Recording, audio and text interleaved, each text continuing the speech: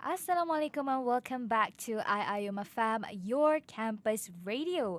And you guys are with me, Janani Arifa, for this segment actually. So this is a new program in collaboration with the Policy and Area Studies Research Unit, PASRU, from the Department of Political Science and Madani Studies, IIUM. So basically, this is the first episode of TEETH, which stands for Tawhidic Epistemology for the Heart, Thought, and Humanity. So this is a very special episode actually, because this is the first one to begin of this collaboration between IIMFM and PASRU.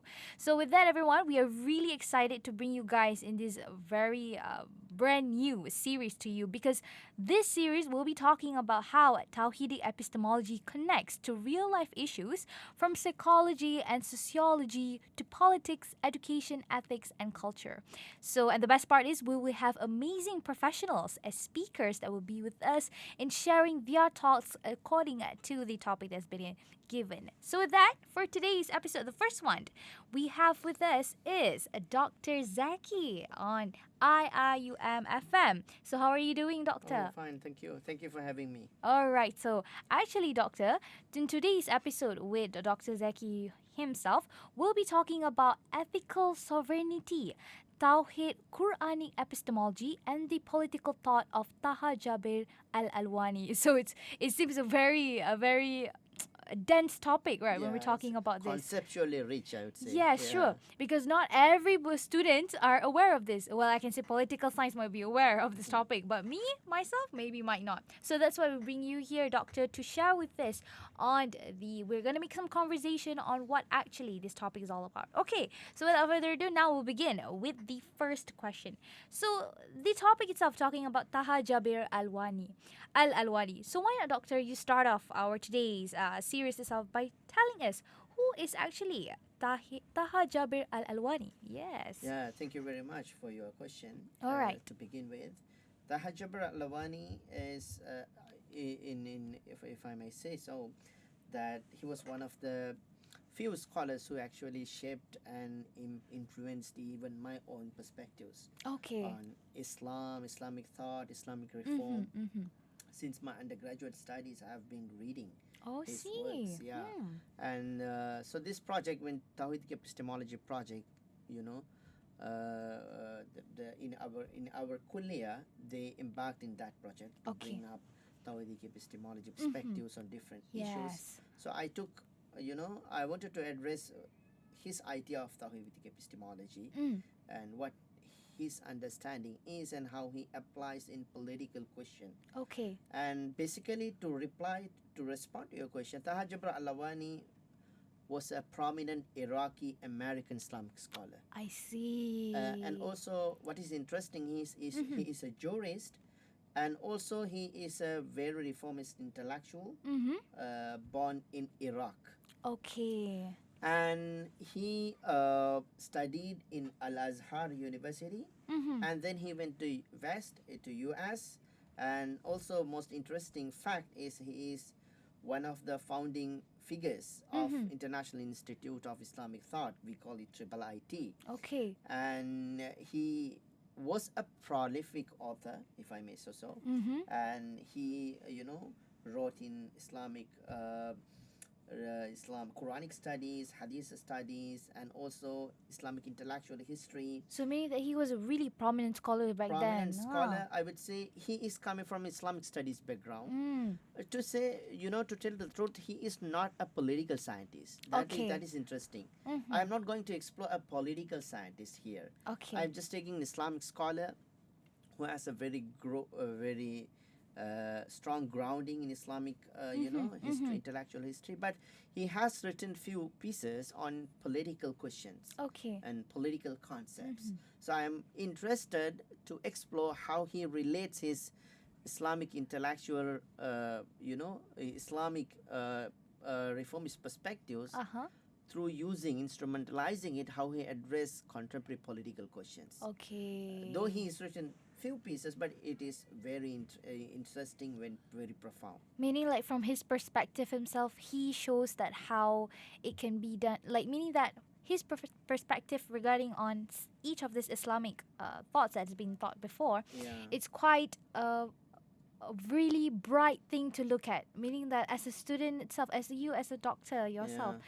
meaning from your side, you feel that his thoughts are really valuable, right? We're talking about. Exactly. Exactly. Because I recommend to read his works to get a kind of a very reformist perspective of Islam. How Okay. we can critically read Quran, critically read Hadith Uh huh.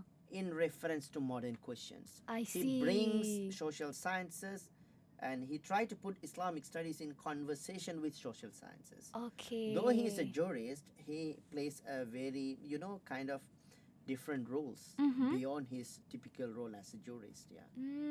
Meaning that he goes beyond what he is. Expertise. Yeah. Okay. So with that, Dr. Zacky, so we're talking about one of this prominent scholar himself. So this topic today that we're going in is actually ethical sovereignty. So when Al-Alwani talks about ethical sovereignty itself, so what does actually he mean on this matter? And I bet even myself not sure about this, and even the students out there. So how can doctor interpret on this particular questions, and how does the idea of this question the way modern nation that states normally work? Meaning that through here, what does actually the perspective of Al-Alwani regarding on ethical sovereignty? Yeah. Mm-hmm. It's a very interesting question, and I would rather than just directly answering your question, Okay. I would like to give a kind of a backdrop to the question. Okay. Sovereignty is one of the important issues in contemporary Islamic political thought. How to Okay. understand the sovereignty? Okay. If we may use popular sovereignty, that is the Okay. complete word. Mm-hmm. And sovereignty means in political science we define it as a power to make laws and execute laws within a particular Okay. territory by the government. Mm. So during the medieval times, the sovereignty was shared by many different institutions. Even though Mm. we have kings and we have sultans, sovereignty was divided Okay. between many Uh-huh, agencies. For uh-huh. example, even though we have a sultan or caliph in the capital city like Okay. Baghdad or Syria, Uh-huh. we have in Islamic empire was large. It's Okay. quite Uh-huh. large. So there are many communal tribal leaders. They exercise sovereignty Okay. with their own context, and we Meaning have like they had their own rules within rules. their And own sometimes they have group their of own people. military. Okay. Okay, they just nominally for the kind of they pay their allegiance to the caliph, Okay. but in reality, Uh-huh. those who exercise the power is the tribal leaders, Okay. or I would say even the ulamas had the greatest say in regulating the public sphere Uh-huh. during that time. Uh-huh. But with the emergence of modern nation states in 17th, in 18th and 19th centuries, Mm-hmm. these different agencies that kept the power, Mm-hmm. actually a modern state kind of deconstructed it and Okay. monopolized the power under its control. I see. And with that monopolization, we see the emergence of secularism and the marginalization of the religion and the rise of nationalism. All these factors contributed to the kind of marginalization of Islamic or any religious practices from policy making. Okay. And in that, from this background, we Islamic scholars grappled with the question of how we can actually reconcile the emerging concept of popular sovereignty, that the power belongs to people, not to any other agencies. And so with this popular sovereignty conception was emerging, the Islamic scholars grappled with what is the role of Islam in this modern context. So this created a binary, whether the sovereignty should be with Islamic or with God or with with the people, with with the state. Within this backdrop, we have different arguments. Okay. And earlier in 1950s and 1960s, some scholars like Maududi said that we cannot accept the popular sovereignty. We can only accept the sovereignty of the God. Okay. So this was his response. Then the debate evolved into another layer, saying that sovereignty belongs to both the God and the people. Or some people had that kind of ideology. Ideology. We call Muslim Islamic democracy, which emerged after 1980s.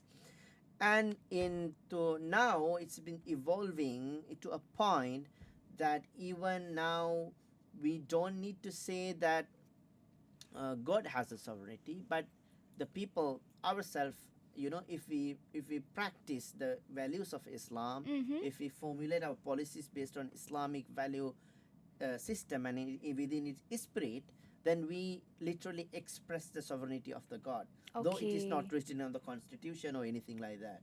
Okay. Like how you're practicing the Islamic values. It is not the matter of just what is written on the constitution or not. It's a matter of our practice. Okay. So within this conversation, we meet Taha Jabir Al-Alwani. Okay. He bring a new discourse to the table. He coined this term, ethical sovereignty. I see. He bring that ideology in. I might say that it is not, in terms of substance, it is not something innovative idea, but in terms of framing, it's innovative. Okay. Because in terms of substance, he says, what is the Quran promotes the sovereignty of itself. The primary sovereignty, the key sovereignty lies not with the people, neither with the God, but with the Quran, because we don't have a capacity to talk with the God. We have the capacity to talk with his revelation, which is Quran. So our sovereignty lies with Quran. So we need to talk to Quran, take guidance from them, and Quran is open to all. So his message is sovereignty lies within Quran. Then he asks, what is in Quran then? He says Quran is not just its legal aspect, but also when we go deeper into Quran, which is he argues that Quran's deepest idea, or I would say the key essence of Quran, is its ethical paradigm. Okay. It is the spirit of the Quran. So he says, if we reflect that spirit in our governance, policy making, and in our political systems, we reflect the sovereignty of the God in a different way. So, but what we reflect is the Quranic sovereignty, because we reflect Quranic values. And here he says that Quran promotes an ethical sovereignty. Quran is full of ethics. When we reflect that in our policy making, which becomes the concept of sovereignty in modern system. That's what he is arguing for. I see. All right. That's like we're going like a very heated discussions regarding on this matter.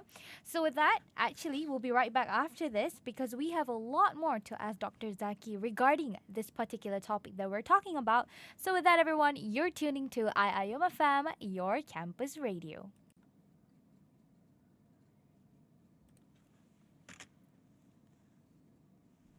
Assalamualaikum and welcome back to IIUM FM, your campus radio. So I'm again with Dr. Zacky. How are you doing, Doctor? Still okay? Thank you. Okay. All right. So actually, just now we were talking about how Taha Jabir Al-Alwani was talking about the concept of ethical sovereignty that he brings into the thoughts of regarding the Muslim values, how it's being interpreted.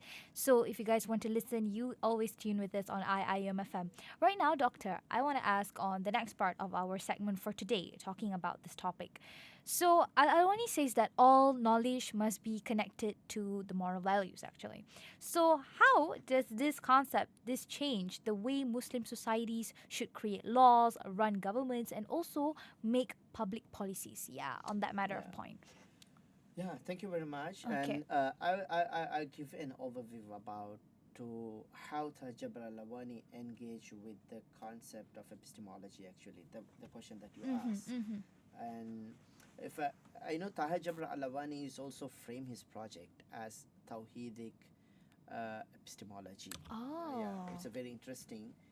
He used the word Tawhidic Episteme in several books. In his several books, and in his understanding, he tried to articulate that Tawhid, concept of Tawhid.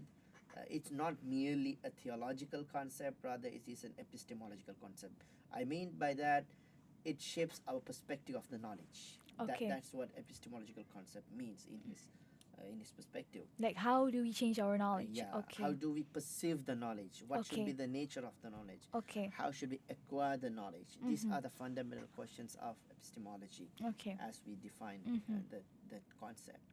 And for him, he tried to say that Tawhidic epistemology or concept of Tawhid in knowledge means three things. One, to believe that God is the ultimate source of all knowledge, meaning to say all knowledge means it encompasses both natural and social sciences. Okay. And we usually think that the revelation, the Islamic studies, only deals with the godly knowledge. All the other are secular knowledge. But he says not only knowledge of the revelation, but also the knowledge of natural and social sciences. All together makes the source of these knowledges goes back to the God. Okay.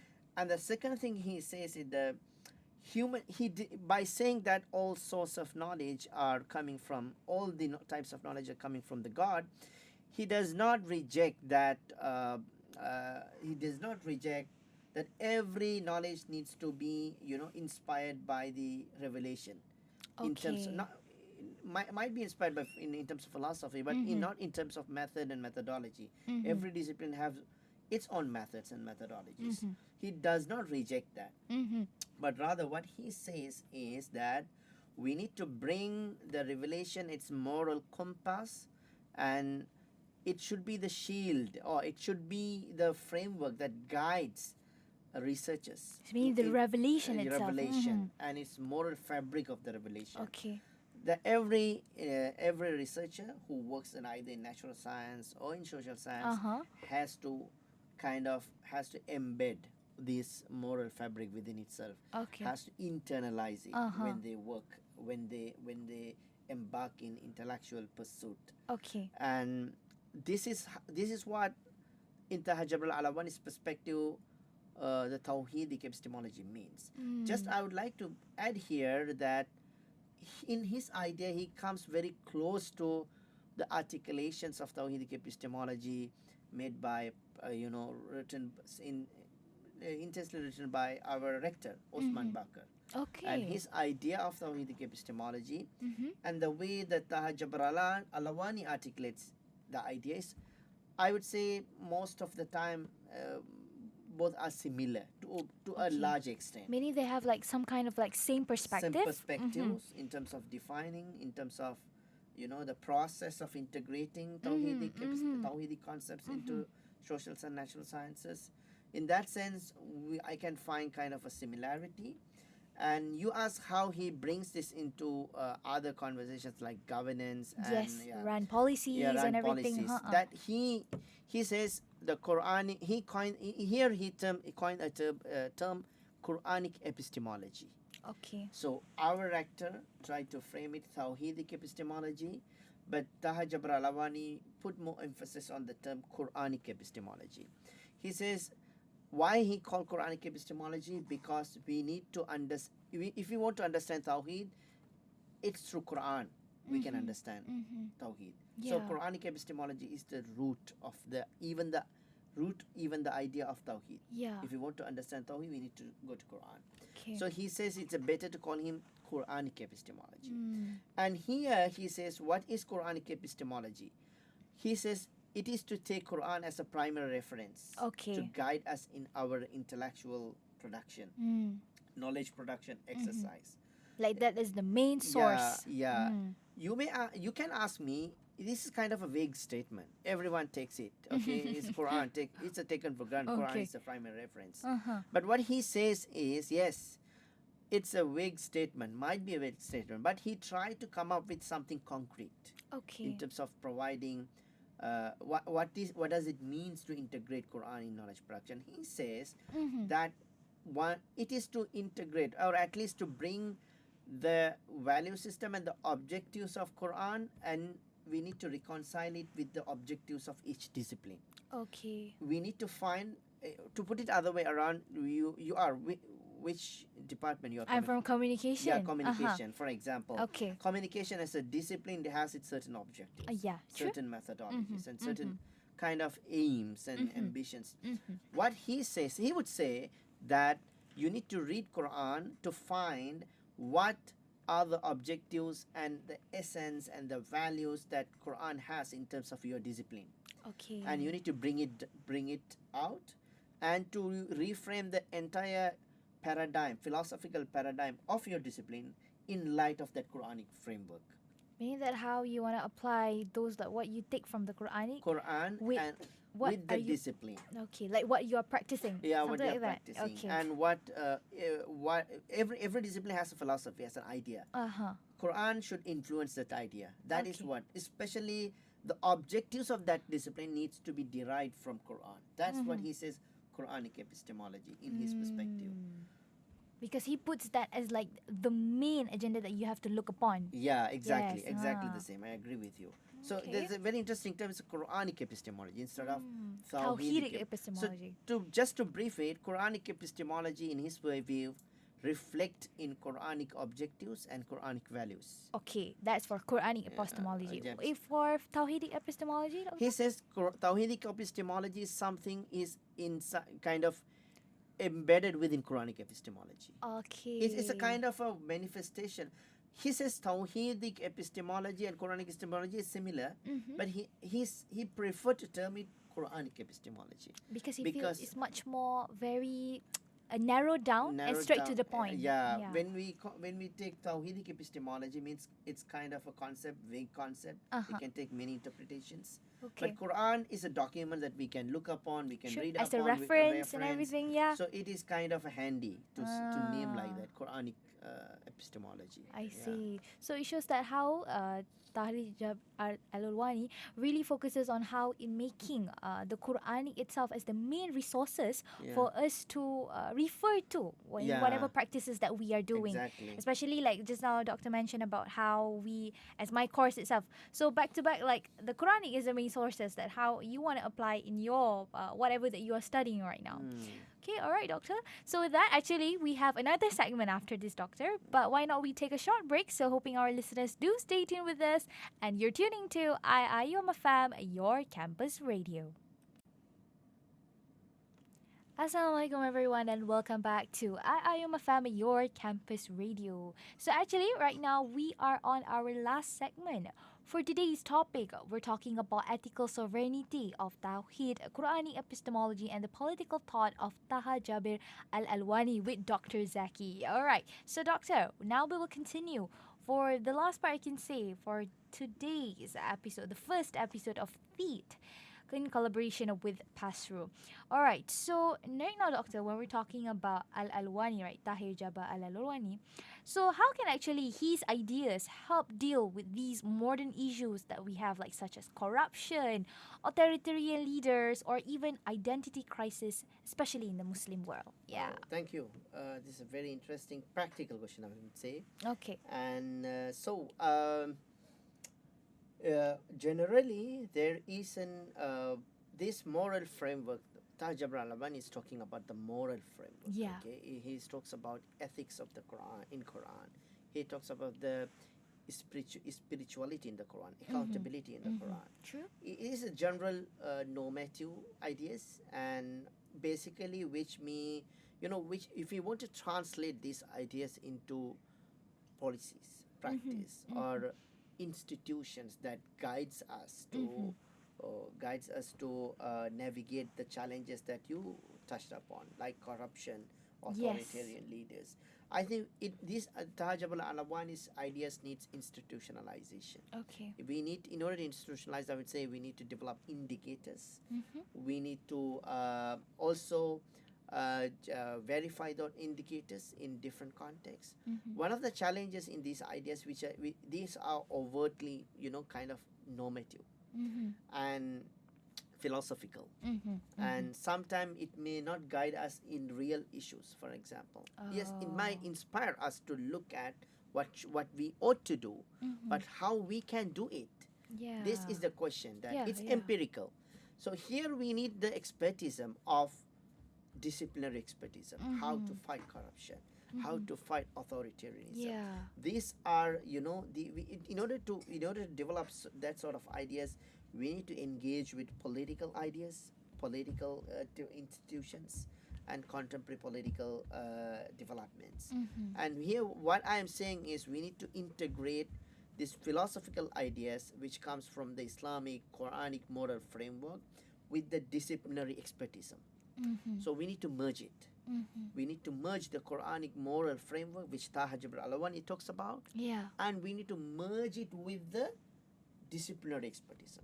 Okay. Because in corruption, authoritarianism, we have interesting theories and concepts, how it emerges, how it persists, Yeah. how we can mitigate it. There are very strategic and Like also how policy solve those issues, solve right? this, solve this issue. Mm-hmm. And there are experts who are working on this. Mm-hmm. And yes, they sometimes they may lack, if you read this contemporary conversations, corruption and and also authoritarianism, which is more or less they try, people try to tackle it through institutions alone, Okay. through developing kind of sorry, excuse me, developing as I say, institutions and security frameworks. Okay. But I am saying here that Taj al-Brani says that here we need to integrate the morality, Okay. ethics into process. Mm-hmm. How to do it, that needs to be consulted with the experts, expertise knowledge. That Okay. is what he is trying to say, because he is talking about this. He says we need to bring. He endorses a very important. He talks about a very interesting point. It is true reading. Okay. True reading. Concept of true reading. Iqra, basically. Yeah, Yeah. Iqra. He tried to say that Islam promotes two types of reading. Okay. One is reading the Quran to Uh-huh. get the moral and ethical Yes, true. framework. Mm-hmm. One is reading the universe. Oh. Reading the universe means, it means a lot. It might be disciplinary expertism. Mm-hmm. It might be kind of natural science, social science. Each discipline has their own conclusions and principles and frameworks. Mm-hmm. We also need to acknowledge that Okay. and bring it to conversation with the discipline knowledge, Mm-hmm. with the knowledge of the revelation, Mm-hmm. morality, Mhm. ethics that revelation try to teach us. Mhm. By integrating these two, make one idea in conversation with, put one aspect in conversation with the other, we can reach to a point where we will be having a very feasible strategy of tackling these types of issues. That's how Taj Jabir Al-Alwani tried to envision how his ideas can become practical solutions for the modern problems like this. Especially this kind of modern issues, right? Like Yeah, the exactly. authoritarian, and nowadays we can say not just this. Like just now we were talking about how modern issues such as corruption, then we have authoritarian leaders and other things. But actually nowadays there's too much issues that are going on. Exactly. So hoping that this kind of concept that Tahir Jabir Al-Alwani mentioned about this could be implemented in these kinds of issues that are especially occurring nowadays. Yeah. What I'm saying is his ideas are very productive, but we need to, as he advises us, we need to take his ideas and make a conversation with expert opinion. True. We need to develop indicators, institutions, and policies, Uh-huh. so that to make that we need the knowledge of politics and policy making and whatnot. So by merging integration, this is what we mean by integration of knowledge. Okay. That the university is very much IIUM is very central institution promoting Such that as discourse. this kuliah Kuliah, itself. yeah. We need to integrate Yeah. HS and with Islamic- IRK, yes, Islamic Islamic revealed knowledge, So what exactly. we are saying, exactly what we are doing in this campus manifests the ideas of Tawhid Al-Alwani. Bring both the expertism and come up with practical solutions. If we leave the philosophical part only, that it is not going to be translated into practical policies. Okay, if you go too much with the expertise knowledge, we will be we have solutions, but which is disconnected with the moral framework, because too much expertism, experts are largely been driven by modern expertise knowledge by secular frameworks. Yeah. It lacks Islamic edifice. So by bringing both of these, according to Taj Jabir Al-Alwani, that we can Integrate. integrate and provide some concrete policy decisions. So kind of, some other scholars argue the same thing but different language, which is putting text in conversation with the context. That's what Taha Jabran is saying. Yeah. All right, Doctor.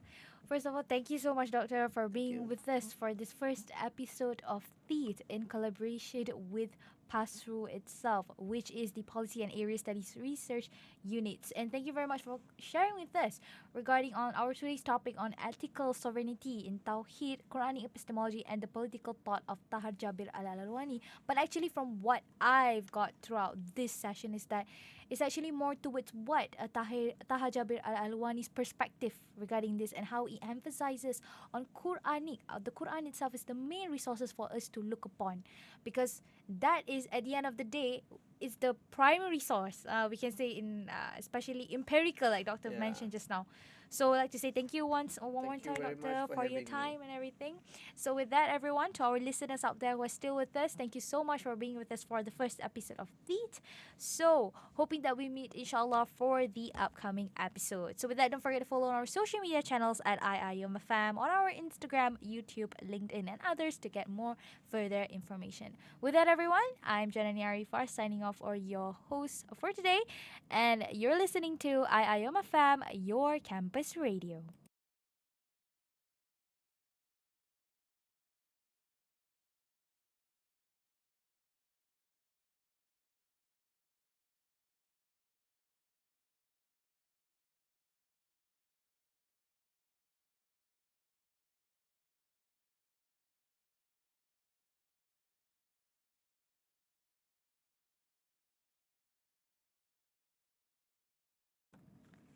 Assalamualaikum and welcome back to IIOMA Fam, your campus radio. And again, you guys are with me, Janani, and also our guest for today, Dr. Zacky. Are you okay still, Doctor? Yeah, yeah, Okay, it yeah, was thank really, you. really intense conversation because we are talking about how Tahir Jabba Al-Alwani really focusing on making Qur'anic epistemology instead Mm, of Tawhidic epistemology, because to him, Qur'anic is the main resources for your reference itself, according exactly. to whatever perspective that you're gonna have.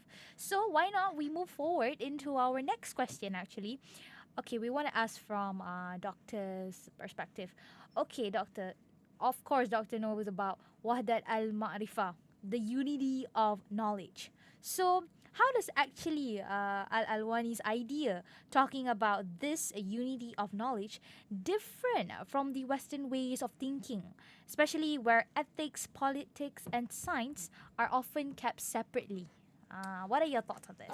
Thank you, thank you. This is a very interesting question, Okay. and I think in Tahadab Alawani's perspective, that he uh, mainly see the secular Western knowledge production process Mm-hmm. as a kind of radical empiricism, meaning Mm-hmm. to say that Western knowledge production or Western theories and philosophies, in his perspective, try to reduce the reality into a just physical reality. Okay. It rejects the metaphysical and also divine reality. Mm-hmm. It tried to say that there is nothing beyond our senses, Mm-hmm. and the science means just to produce whatever exists empirically, that whatever we can see and whatever we can verify with. Mm-hmm. And for him, this is absolutely go against the spirit of Islam, Mm-hmm. because Islam talks about physical reality, of course, but also Islam try to argue or integrate the physical reality with the metaphysical reality, spiritual reality, Okay. divine reality. Mm-hmm. So Taha Jabir Alawani, according to him, the modern Western theories is kind of materialistic, Mm-hmm. try to produce a materialistic human being, Mm-hmm. and uh, try to give the supreme try to endorse the supremacy of the human being. By doing so, it rejects the supremacy of the God. Okay. So for him, this is the core of modern Western philosophy and the Mm-hmm. modern Western knowledge production process. Mm-hmm. The Mm-hmm. all the disciplines that have, the modern world have developed has this spirit Okay. of knowing what actually exists within the physical reality. Okay. no in discipline integrated the metaphysical reality. So this is what the problem. This is how the problem emerges for Muslims in contemporary knowledge theories. For him, he wants to bring Islamic perspective into the debate, and he say how Islamic metaphysical concerns, spiritual concerns, can play a role in controlling this kind of authoritarianism of the Western philosophy. Yeah, because they themselves focusing on the human perspective rather than the importance of we are focusing on Tawhid, the oneness of God. But Yeah. from the Western ideology, they are not taking that as the main thing that you should look Main in. thing. They think that whatever whatever you bring in terms of religion, spirituality, they try to confine it as a faith, as a belief, not as a knowledge. I see. So it's Whatever something is to be followed, not applied. applied. Ah. Or to put it another way around, it is not. It is not verifiable. It is not. For example, if it's a God is the source of knowledge, what is the evidence? Can we test it, experiment it in the lab? Yeah. That is a question that naturally those who are influenced by modern scientific mindset would ask. Because they want to see. They see yeah, something. Yeah. And Al-Alwani, for him, this is kind of a authoritarianism that they reject how other cultures, other traditions sees the knowledge. And for him, he says that this despotism needs to be controlled. This idea of knowledge is okay, the West has developed it, but why we need to embrace it? We have our own way of looking at the world. Yeah, true. So that is his response, and that is his take on the debate. And for that matter, he tried to argue the unity of the knowledge, because in Western perspective there is a faith, belief, and knowledge. They're separated. Even within the knowledge that they perceive to be realistic, they divide natural science and social science and humanities. For them, Jabir Al-Alwani says, though we have these different types of knowledge, these different types of approaches to knowledge, all these knowledge can be united if we look at it from the perspective of the God, from the perspective of the divine, that one divine God that actually is a primary source. Yes, Embrace all the other types of knowledge, all the other sources of idea, informations, knowledge, and data comes from that particular source. Yeah, and this is totally, like we can say, different from the Western ideology. Yeah, because they exactly. really don't apply this kind of the Yeah. Tawhidic, I can say the Tawhid, the oneness of Yeah, God, right, Doctor? exactly. So when talking about how, from Doctor's perspective as well, so like Al-Alwani criticizes rigid and overly literal interpretations in Islamic law. So how does actually this kind of approach encourage more flexible, dynamic, and a reform-minded political thinking? This we're talking from the perspective as a politic Yeah, itself. exactly. Yes. So you are actually entering into an interesting zone, that how Ooh, he okay. approaches. Thus far we have been talking that Quran needs to be prioritized, Sunnah needs to be prioritized, and yes, it needs to be prioritized. But if you Okay. look at within the community, Muslim community, there are different approaches to look at and deal with the Quran. Some are literalist. They take the interpretation word by word. They don't try to go deeper and understand what is the intention of the God, what is the objective of the God behind these verses, what is the key message that God try to say. They don't research about it. Yeah, right, Doctor. That is the issue, literal understanding. And some try to engage with the Quran from a legal perspective. They look at Quran as a legal document, Okay. just to kind of regulate our life. Okay. Some others try to deal with the Quran as a kind of theological debate. They want Quran to support them in their detailed theological debates. But for Taha Al-Alwani, he tried to frame Islamic sources that yes, we need to understand law through Quran, we understand theology through Quran. This all we cannot kind of look at these domains in isolation, which is Quran is an integrated source. Yes. So if we won't even if you want to take Quran from a understand Quran from a legal perspective, it's not only that legal verses that talks about law. Actually, there are Okay. maybe many other verses with ethics about values which also inspire in terms of making laws. Okay, though we don't treat that as a legal, but it can inspire us in terms of deriving legal principles, legal objectives, and spiritual values that should shape the legality. So this gives kind of a moderate reformist outlook. If you read Taha Jabir Al-Alwani, I would say that a person who reads him would necessarily become a very kind, moderate mindset. Meaning also how? Meaning to say that he will not go to the neither extreme kind of, rejecting all the other what is coming from the others. Okay, Okay. like this is Western, we should not accept it, Okay. or this is ourselves. It's kind of binary take. Like you For straight him, away yeah, rejected it. reject. He says that Quranic perspective is something embracing that we Okay.